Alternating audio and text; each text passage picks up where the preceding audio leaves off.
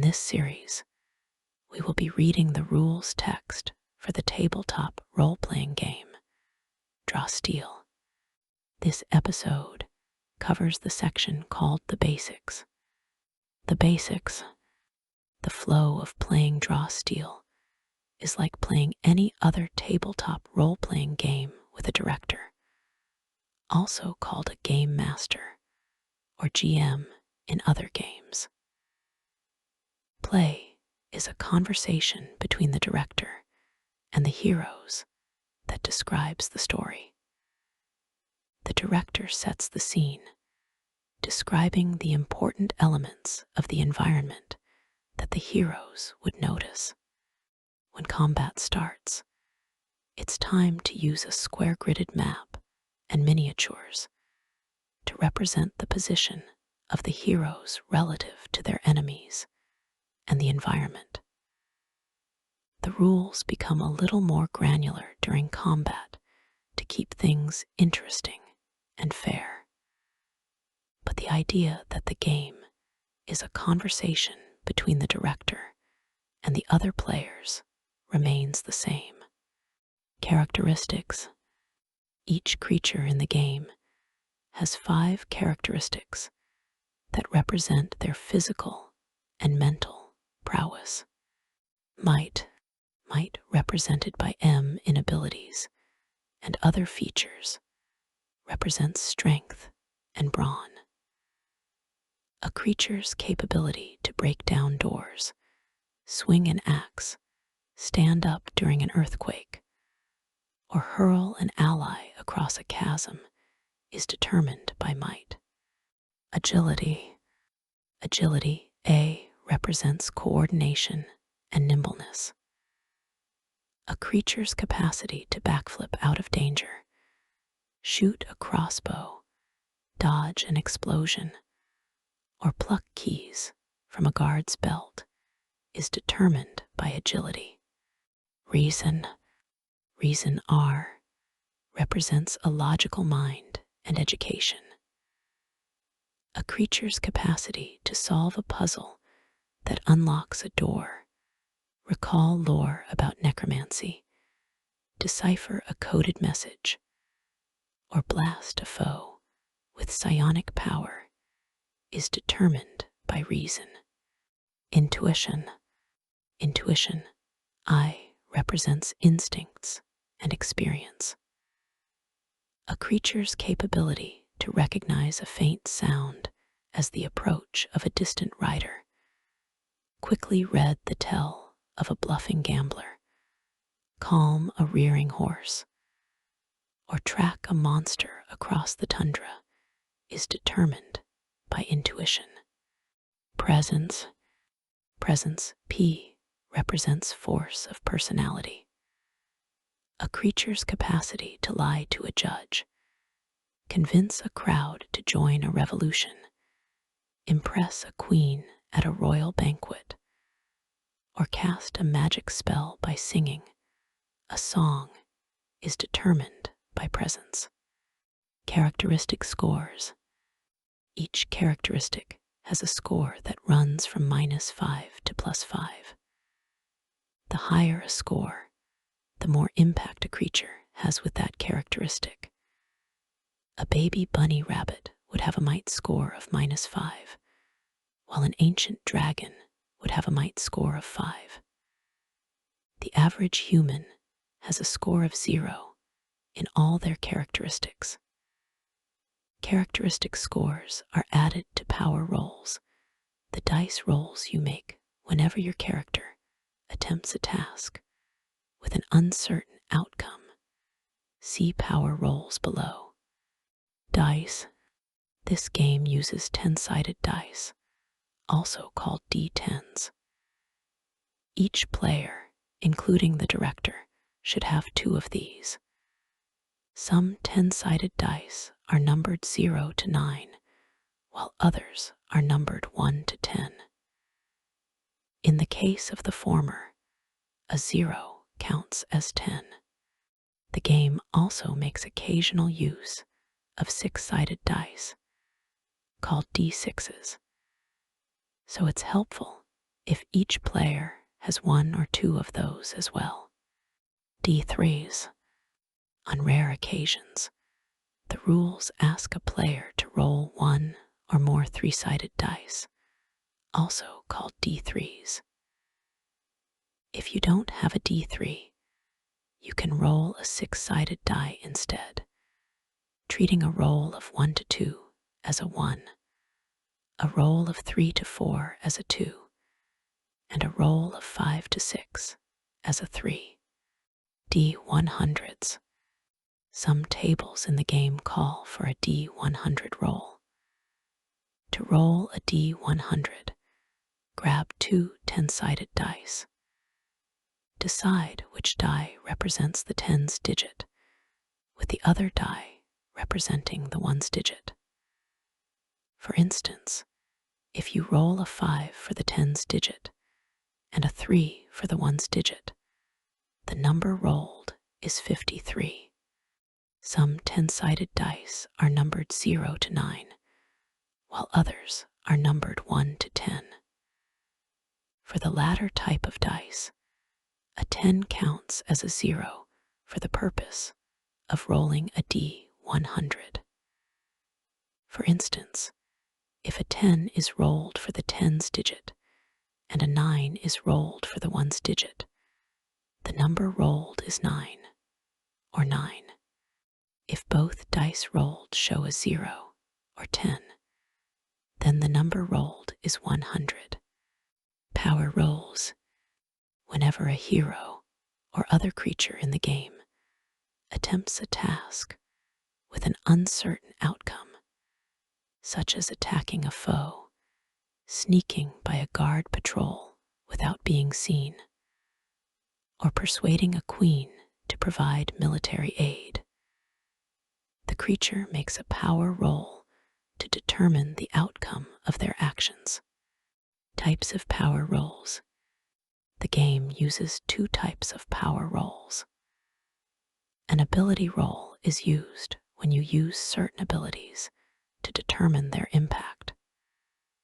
For instance, if a Fury uses their Brutal Slam ability to strike an enemy, their ability roll determines how much damage the enemy takes and how far back the enemy is pushed.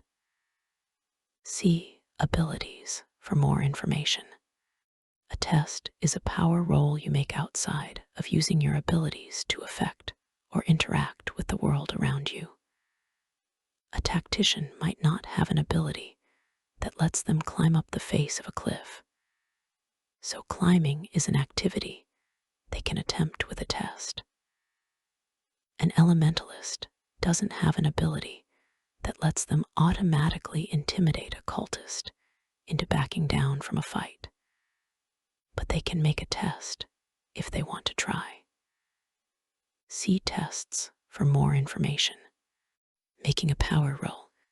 When you make a power roll, you roll two 10-sided dice, usually noted as 2d10 in the rules, and add one of your characteristics. The characteristic you add depends on the kind of roll you're making, as outlined in abilities and tests. Power roll outcomes. The total of a power roll determines your outcome tier, 3 levels that determine how successful your power roll is. Tier 1. If your power roll total is 11 or lower, it is a Tier 1 outcome. This is the worst outcome a power roll can have. If you're using an ability, a Tier 1 outcome means you still do something, but the impact of what you do is minimal. With this outcome, a strike ability might deal a little bit of damage and not do much else. For a test, a Tier 1 outcome might mean you fail at what you set out to do, and you might also incur a negative consequence. Tier 2. If your power roll total is 12 to 16, it is a Tier 2 outcome. This is the average outcome of many power rolls, especially for heroes who are first level. When using an ability, a Tier 2 outcome means that what you do has a moderate impact.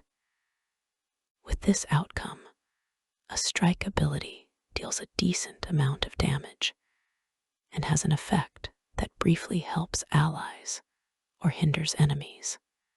For a test, a Tier 2 outcome means you might succeed at what you set out to do, though depending on the difficulty, success might have a cost. Tier 3. If your power roll total is 17 or higher, it is a Tier 3 outcome. This is the best outcome a power roll can have. When using an ability, a Tier 3 outcome means you deliver the maximum impact possible. With this outcome, a strike ability deals a lot of damage and has a powerful or lasting effect on enemies or allies. For a test, a Tier 3 outcome means you succeed at what you set out to do. If the test has an easy difficulty, you also get a little something extra in addition to your success. The specific outcome of any power roll is determined by the effect or ability that requires the roll see abilities, or the rules for tests see tests. Downgrade a power roll. Whenever you make a power roll, you can downgrade it to select the outcome of a lower tier. For instance, if an ability has a Tier 3 outcome that lets you impose the restrained condition on a creature, but the Tier 2 outcome for that ability lets you impose the slowed condition, you can use the Tier 2 outcome if you would rather have the creature slowed than restrained. If you downgrade a critical hit, you still get the extra action benefit of the critical hit. See critical hit in classes. Natural roll. The total of your power roll before your characteristic or any other modifiers are added is called the natural roll. The rules often refer to this as rolling a natural X, where X is the total of the roll. For example, if you get a 20 on a power roll before adding your characteristic, this is called rolling a natural 20. When you roll a natural 19 or 20 on certain types of power rolls, this is a critical hit. See critical hit in classes. Edges and banes.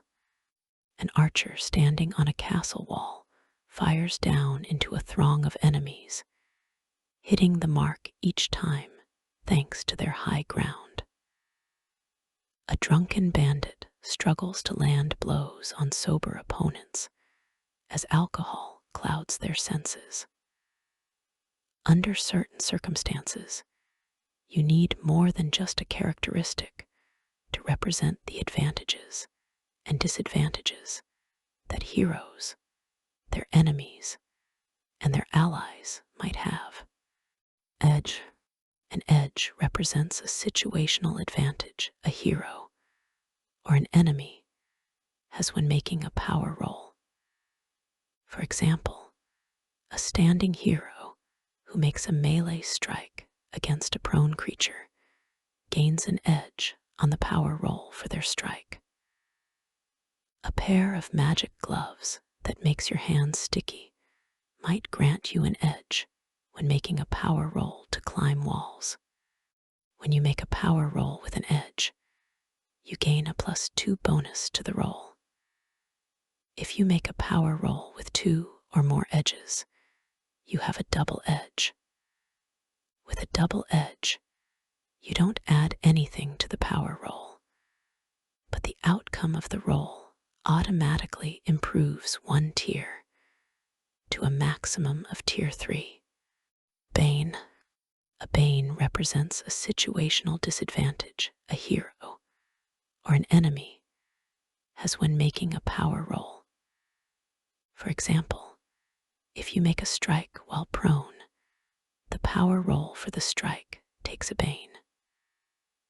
A rainstorm might give you a bane on a power roll made to climb an outdoor wall because the weather makes the stone surface extra slick. When you make a power roll with a bane, you take a -2 penalty to the roll. If you make a power roll with 2 or more banes, you have a double bane. With a double bane, you don't subtract anything from the power roll, but the outcome of the roll automatically decreases 1 tier to a minimum of tier 1, rolling with edges and banes. Under certain circumstances, you might have 1 or more edges and banes on the same roll.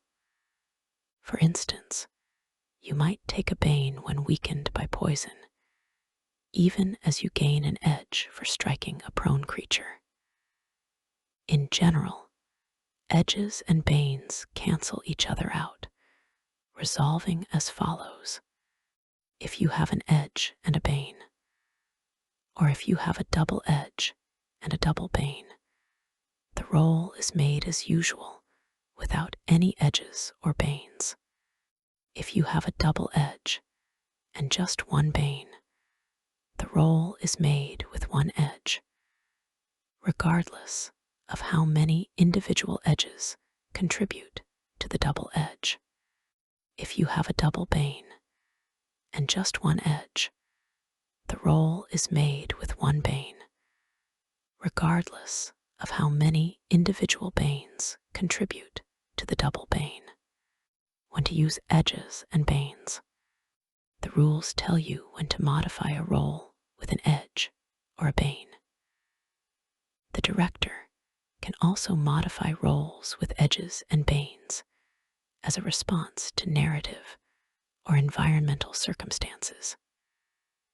For instance, no rule specifically says that rain imposes a bane on power rolls made to climb a stone wall. But it makes sense that rainy conditions should make climbing that wall harder, so a director should absolutely do so. Sidebar why cap.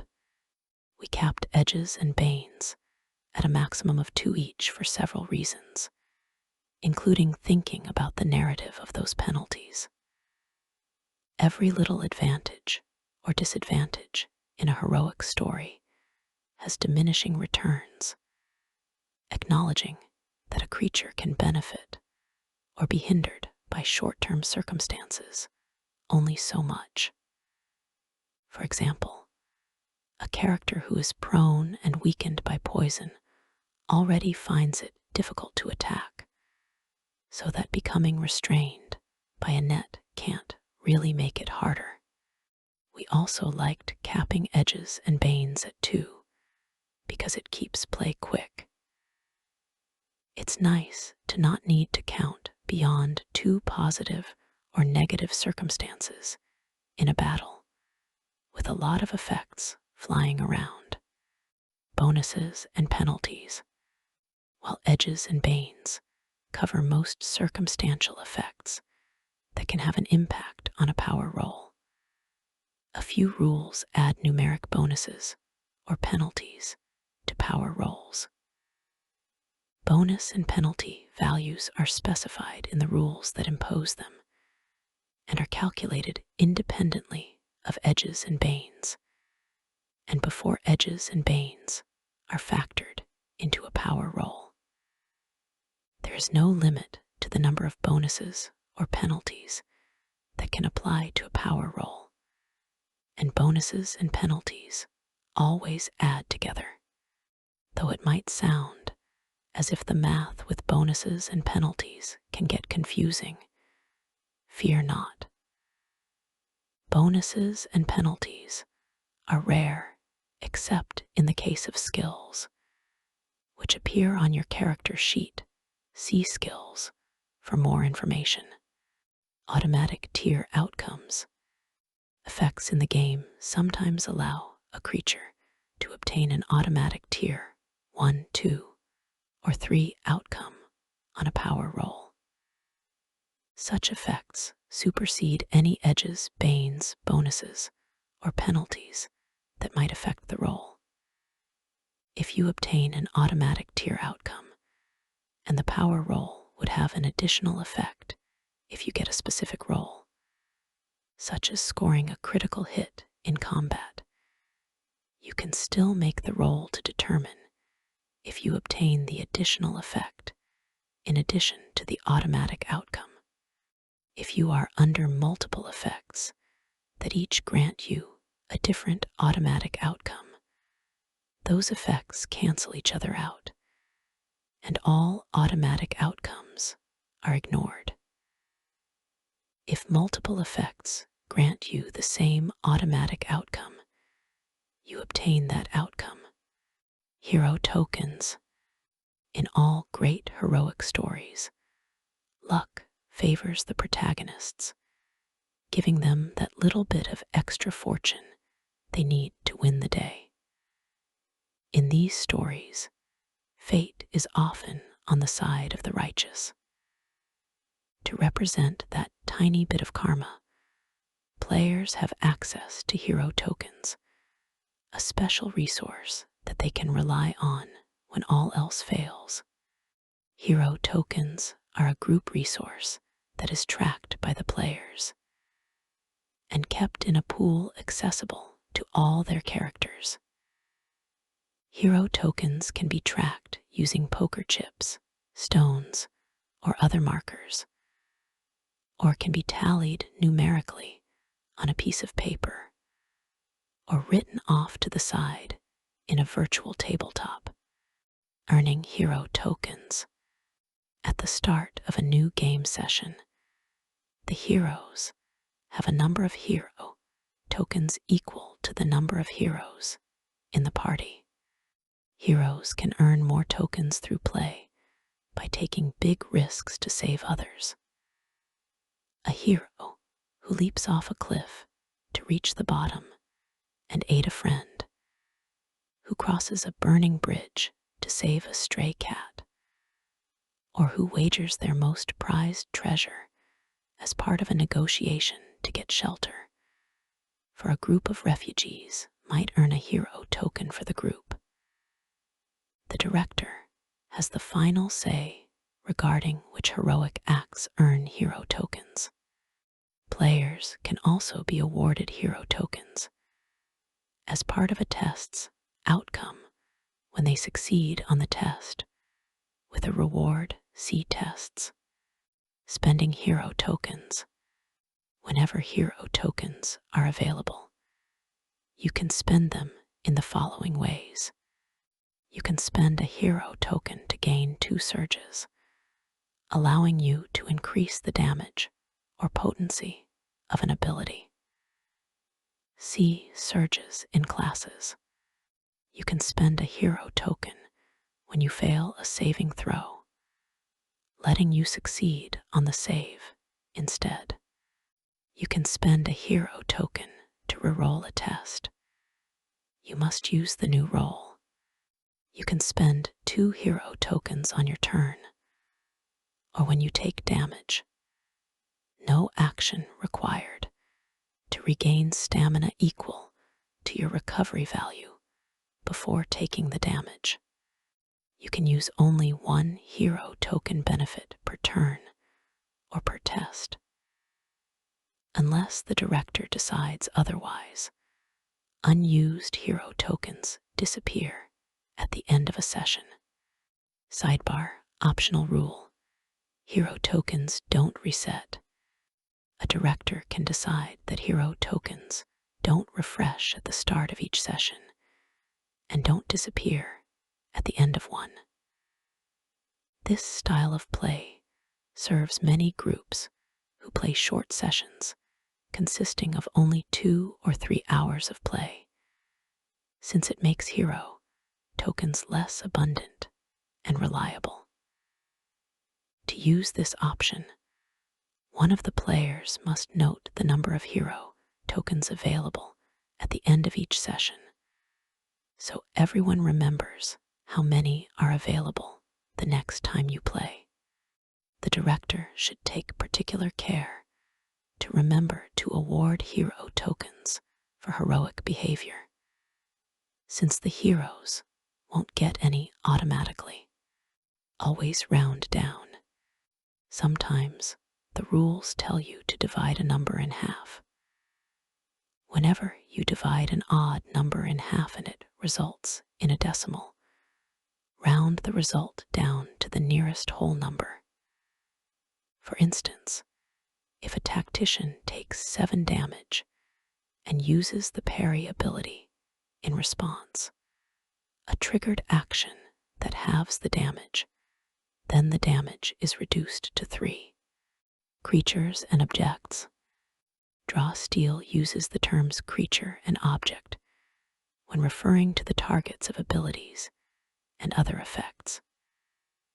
Creatures are living or unliving beings such as animals, elves, humans, dragons, giants, zombies, and Valak. Objects are inanimate matter such as walls, carriages, cups, swords, ropes, coins, paintings, columns, and buildings. When a creature dies, their body becomes an object and is affected by abilities and other effects as an object, not a creature. For example, an elementalist can't use their return to formlessness ability to set an enemy cult leader on fire. But if that leader dies, the elementalist can immolate their body to prevent them from being raised as a powerful undead by the temple's magic. Unattended objects. The game sometimes refers to unattended objects, which are objects that aren't held, worn, or controlled by a creature. Whenever an ability or other effect targets objects, it affects only unattended objects unless the director determines otherwise. Among other things, this prevents abilities from being used to damage a foe's armor, weapons, clothing, treasures, and so forth, while those objects are worn or held. Supernatural or mundane. The word supernatural is used to describe abilities, creatures, objects, and effects that are magic or psionic in nature. The word mundane is used to describe abilities, creatures, objects, and effects that aren't magic or psionic. PCs and NPCs. 2 types of characters inhabit the world of the game. The player characters, also called PCs or heroes, who are created and controlled by the players, and non-player characters, NPCs, created and controlled by the director. NPCs can include any of the game's monsters, but when the rules refer to NPCs, they generally do so in the context of interacting with them outside of combat. Sidebar: sapient creatures. All creatures in the game are sentient, capable of sensing and reacting to the world around them. But only some creatures are sapient, possessed of advanced intellect and consciousness. Being sapient has nothing to do with a creature's reason score, but is determined solely by whether a creature is capable of human-like levels of thought and emotion. The director decides whether creatures are sapient for the purpose of being affected by abilities and features that affect only sapient or non-sapient creatures. Game of exceptions. This game has a fair number of rules, but it also has plenty of character options, specialized equipment, and other game elements that let you break those rules. This is on purpose. Breaking the rules allows heroes to feel special and makes their foes feel extra dangerous. If you're not sure what to do when two rules come into conflict with each other, remember that a specific exception always beats a more general rule. The director has the final say in how rules are adjudicated, building a heroic narrative. The game takes place in a series of scenes with the heroes as the main characters. An adventure is a collection of scenes that make up a story, with a beginning, middle, and end. And a campaign is a collection of adventures that tell the entire epic tale of a group of heroes. You can think of each adventure as a movie in a saga of films, a book in a series of novels, or a season of a television show. While many heroes have their stories told over the course of a campaign, some wrap up their careers in a single adventure that takes place in one game session, called a one-shot. You can think of a one-shot as a great standalone novella or movie.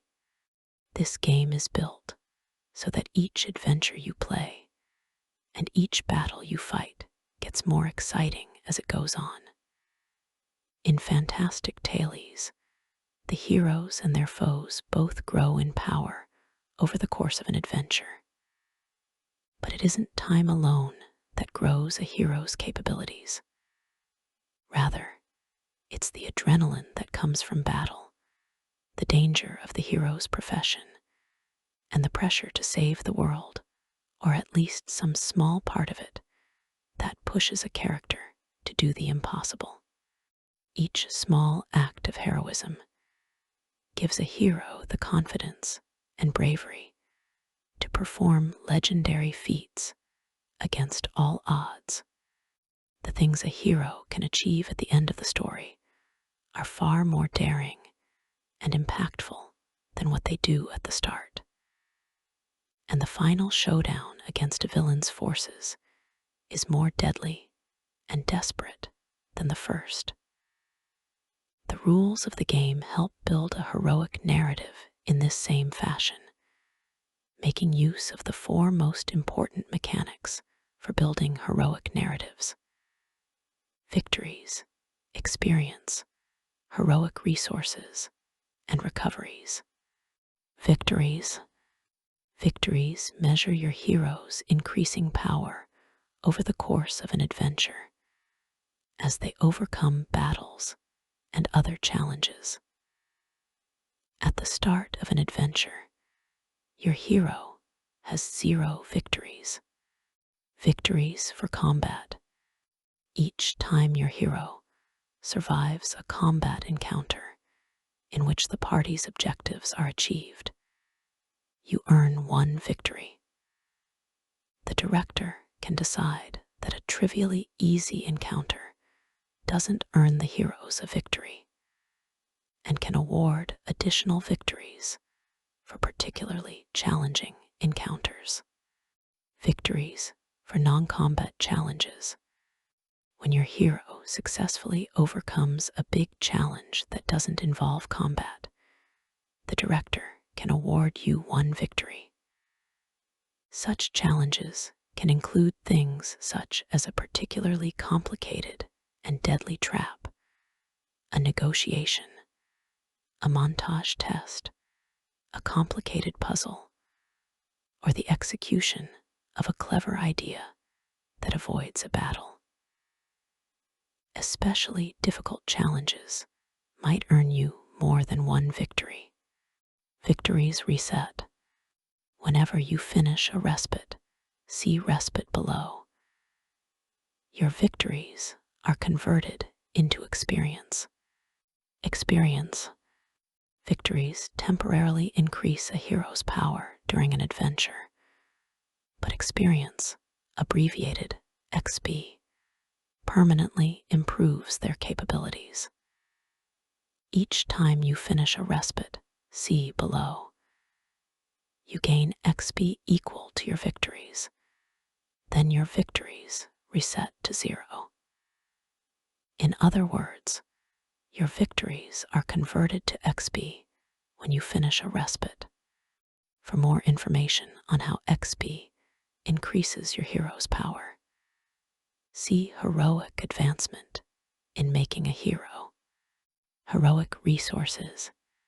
Your hero has a heroic resource determined by your class and which you manage during play. Earning your heroic resources can increase your hero's power, and you spend your heroic resources to activate your most powerful abilities. Your hero's class description has more information about how to use your heroic resource. Sidebar: bags of rats ain't heroic. Some players might think that quickly starting a fight with some bar patrons or carrying around a bag of rats is a good way to gather up those sweet, sweet victories and heroic resources. Those strategies don't work. The rules of the game exist to help you tell a cool, heroic fantasy story, not so you can try to be clever and exploit them by harming innocent rats to win. In order to generate victories and heroic resources, you must face and overcome challenges worthy of a hero. Recoveries. Recoveries represent the number of times your hero can take a breather and keep fighting. Spending recoveries lets you regain stamina, the measure of any creature's physical vitality and capacity to shrug off or avoid damage. See stamina in combat. Running out of recoveries means your hero has reached their uttermost limit. When you spend a recovery, you regain stamina equal to your recovery value, which is 1/3 your stamina maximum. You can spend your recoveries with a special maneuver, see below. Or you might do so with a little supernatural help from a conduit, a boost of adrenaline from an allied tactician, or inspiration from your party's troubadour. Spending recoveries during combat encounters and similarly dangerous situations when time is tracked in rounds, see combat. You can use the catch breath maneuver to regain stamina. See catch breath in maneuvers for more information. Some heroes have abilities that allow them or their allies to spend more recoveries without using the catch breath maneuver. Outside of combat and other dangerous situations, you can spend recoveries freely. Regaining recoveries. You regain all lost recoveries when you finish a respite, see below. Respite. A respite is a focused period of rest and recuperation that allows heroes to regain stamina and recoveries. During a respite, you must spend 24 hours uninterrupted and doing nothing but sleeping, eating, dressing your wounds, and recuperating. You can also undertake one respite activity, such as making a project roll, see downtime projects, or changing your kit, see kits. After 24 hours, your respite ends. When you finish a respite, you regain all your recoveries and stamina, and your victories convert to experience. You can take as many respites as you like in a row to keep accomplishing respite activities. Just keep in mind that while you're resting, your enemies are still scheming and carrying out their dastardly plans. It is best to take a respite in a safe place where you aren't in a hostile environment or at risk of being attacked. If your respite is interrupted by enemies attacking, an earth tremor, swarms of biting insects, and similar serious distractions, the respite ends early and you don't gain the benefits for finishing it. The standard 8 or so hours of sleep one gets at night doesn't count as a respite. The rules assume that all heroes take the time to sleep, eat, and take care of all the other functions necessary for life, even if they aren't engaged in a respite. Echelons of play. The core gameplay experience of Draw Steel takes place over 10 levels of play. At first level, player characters are already known as heroes and have the power to save their local village. By the time the characters are 10th level, people all over the world, maybe even across all worlds, know the names of their saviors. Since this game encompasses power levels from hometown to demigods, the core experience has been divided into 4 different echelons. Each echelon determines the types of threats the heroes can take on, the stakes of their stories, and the rewards they receive at the various levels of play. First echelon, 1st to 3rd level. The first echelon of play details the stories of characters of 1st to 3rd level. At this echelon, the characters are local heroes. They save lost caravans, besieged villages, and overlooked neighborhoods within cities. Characters battle bands of mortal humanoids, dwarves, elves, goblins, humans, kobolds, orcs, and more. They can also face off against the occasional larger monstrous threat, such as a bread beetle, ogre, or chimera.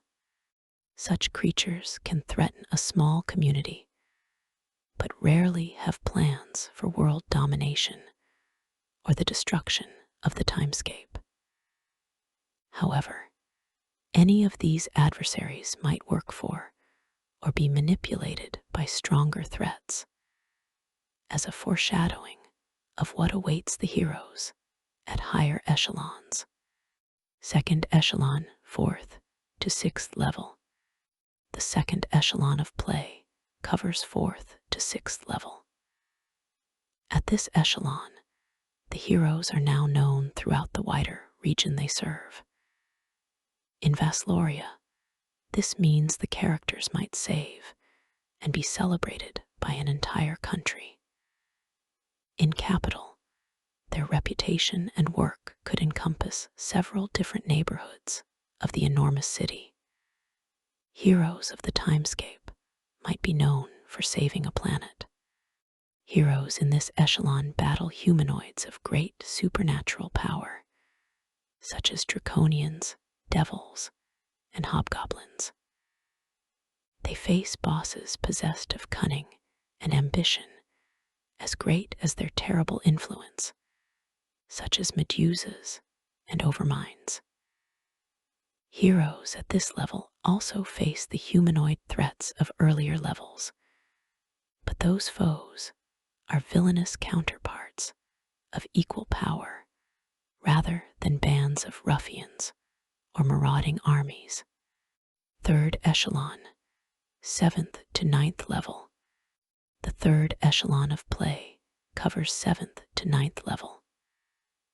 At this echelon, the heroes are saving and are known throughout the setting where they serve.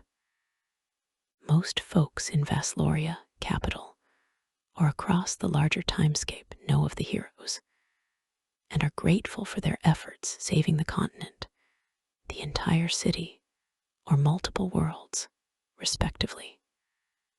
Foes at this echelon include beings of great power, such as giants, vampires, and Valak. Fourth echelon, 10th level. The fourth echelon of play explores the stories of characters of 10th level and might even go beyond in future products. At this echelon, heroes are saving the entire timescape from threats such as liches, powerful dragons, and overlords like Ajax, the Invincible. Thank you for listening. I hope you enjoyed this audio journey into the rules of Draw Steel. In our next episode, we will cover the overview of the classes and the section about abilities.